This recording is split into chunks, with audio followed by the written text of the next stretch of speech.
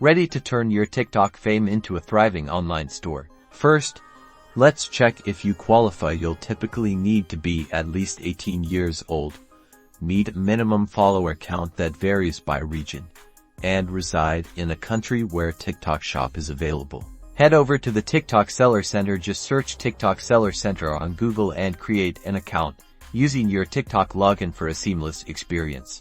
You will need to choose whether you are signing up as an individual or a business, then provide essential details about your business or yourself, like your address and phone number. Next, securely link your bank account to receive your earnings. This is super important to get paid. Now for the fun part, listing your products.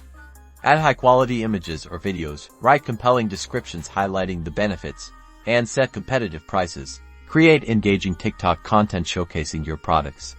Use trending sounds, collaborate with other creators, and always include a direct link to your shop in your videos and live streams. Stay on TikTok's good side by familiarizing yourself with their advertising guidelines to avoid any penalties or account suspensions. It's crucial for long-term success. Track your performance using TikTok's analytics.